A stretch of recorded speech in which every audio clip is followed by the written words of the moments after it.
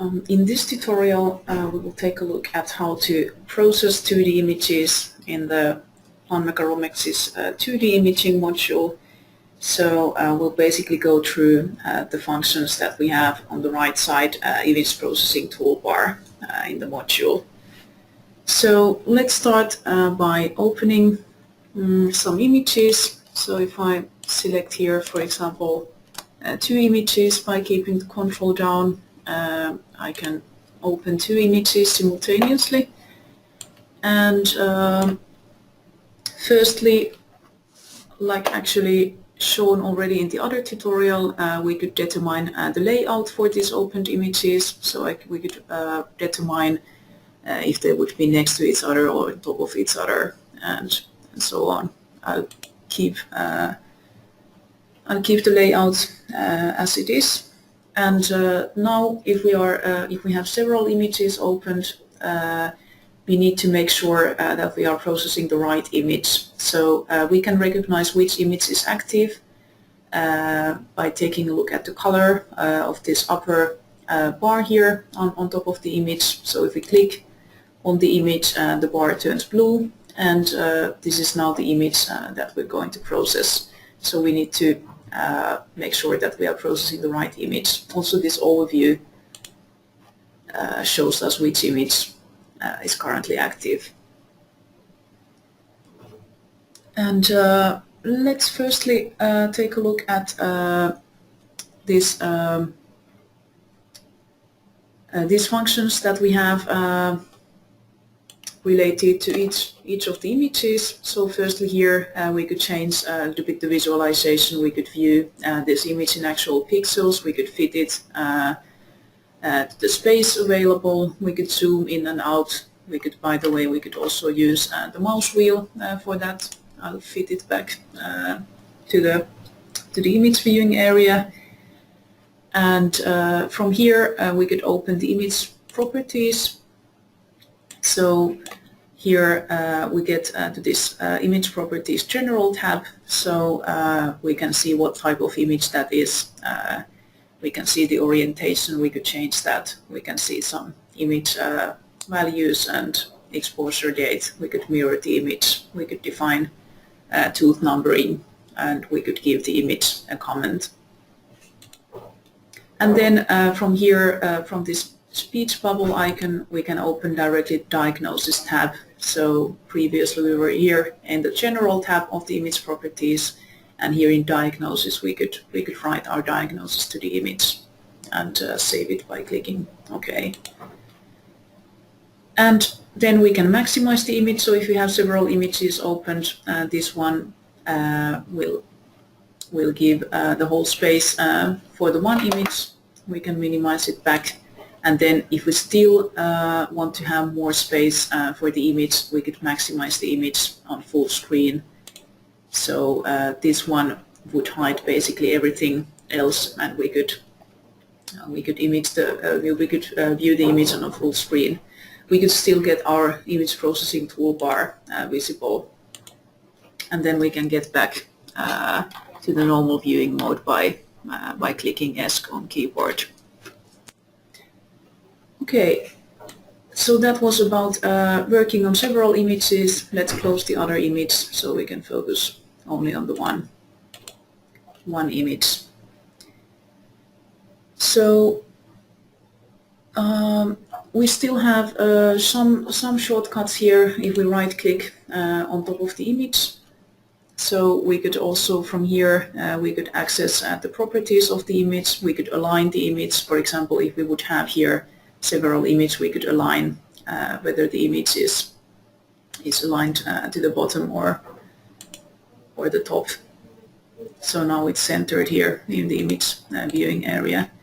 Or we could also from here we could copy this image to clipboard and then of course paste it elsewhere. Or we could move the patient, move this image to another patient, assign this image as a face photo, so this would show in the patient list for the patient, or we could inactivate the image. So inactivation again means that the image is removed from this patient's file, but it can still be retrieved back to Romexis from Romexis configuration application. What else? So let's take a look at this image processing toolbar here. It has a couple of functions. We can actually customize a little bit how the toolbar looks like. So like you see here, we could temporarily hide some of these sections by clicking on this arrow here. And then it's also possible to right-click on top of an icon, and we can get to customize the toolbar. So we could select here which functions are visible and which not. So if there's something that we never use, we can hide them so that we can get the simple toolbar. Actually, what I forgot to show in another tutorial was that the same applies also for the upper toolbar. So also here by right-clicking, we can have the option of determining what functions are visible and what not. So here in 2D module, we can customize the view. Then let's take a look at how we can adjust images. So firstly here we have the histogram where we can determine which grayscale values are visible, and we can use the gamma for adjusting the image. We can also change the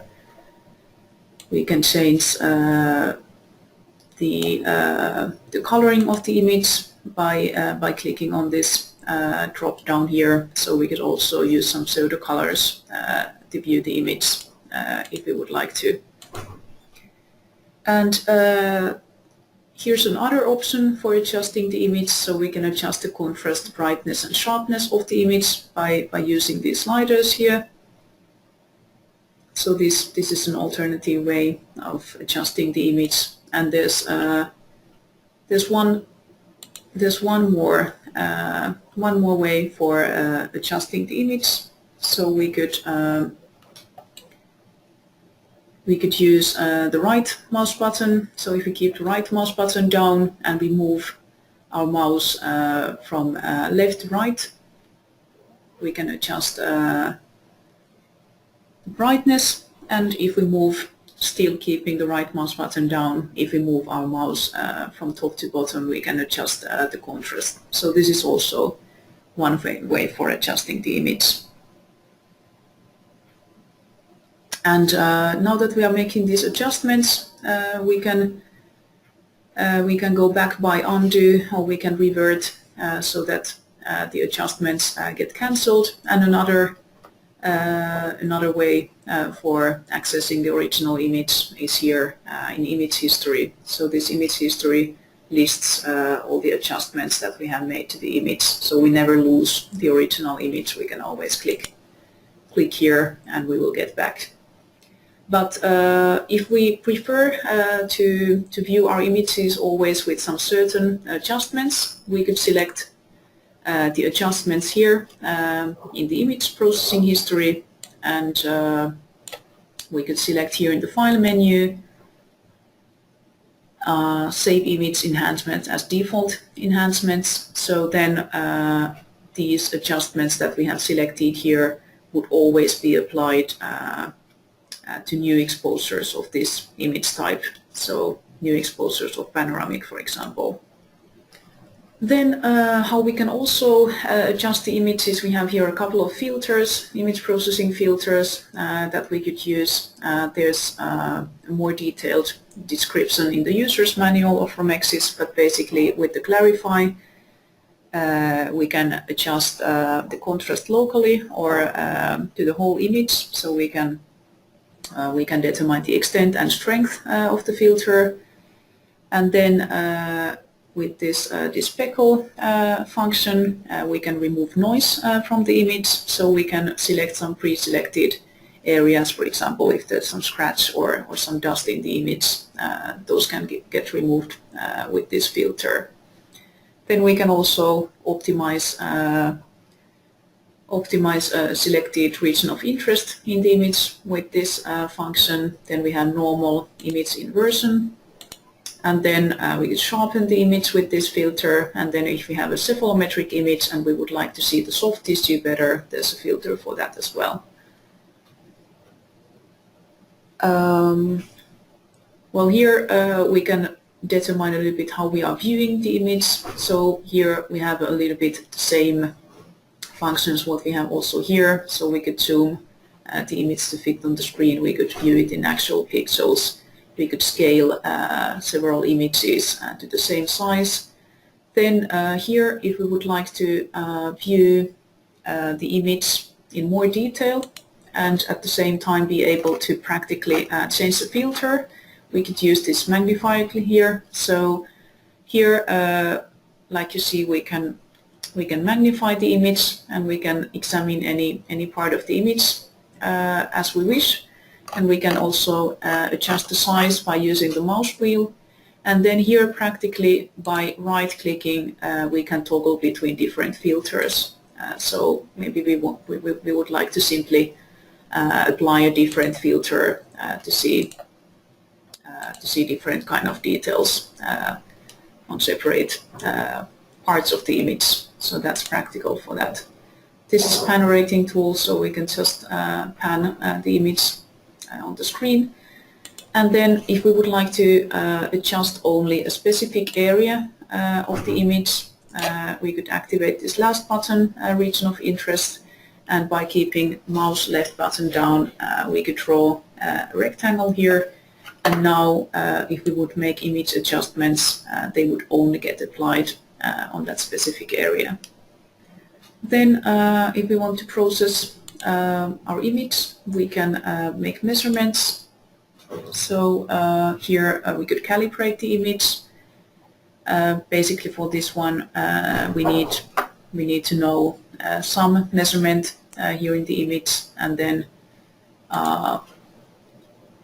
once when we know the distance of some part here, we would draw it in the image, and we would get to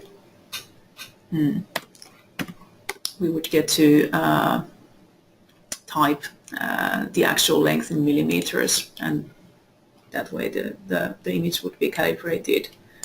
Then we could measure angles.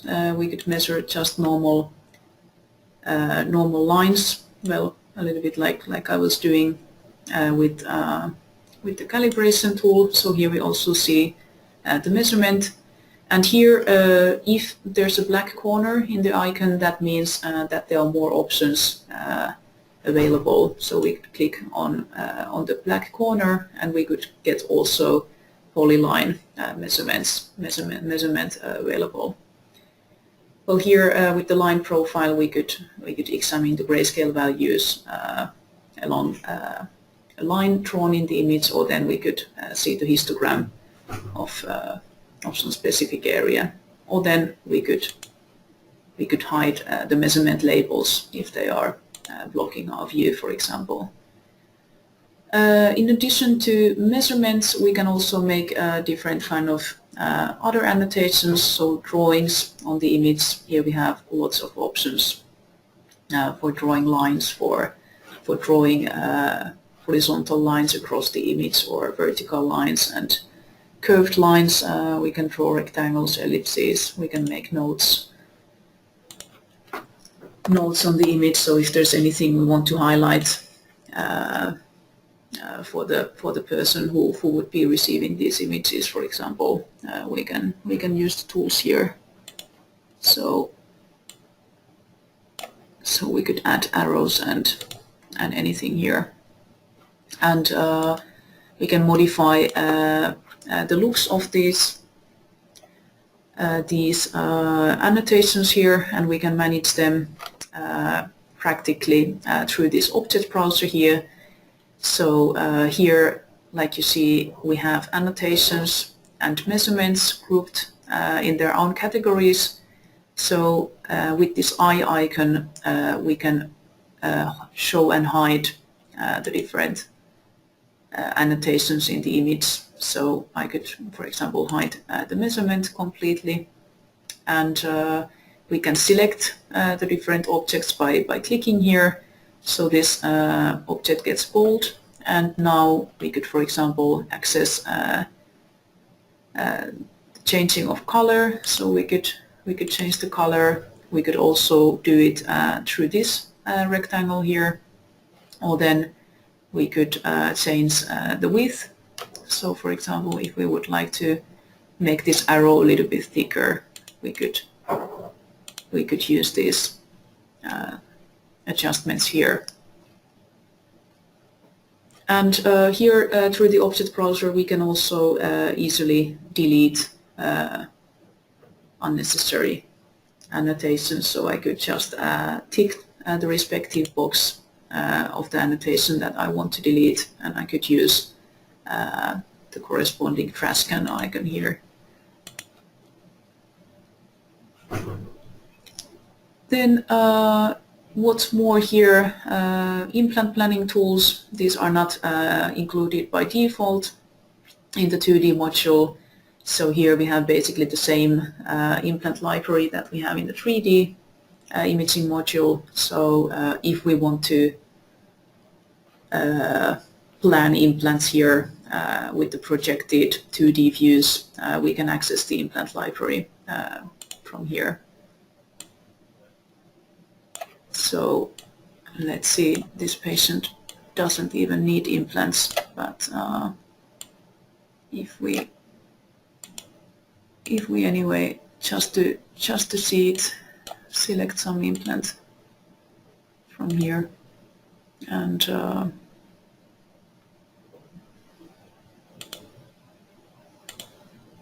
then we need to make the implant active so that we can use these control points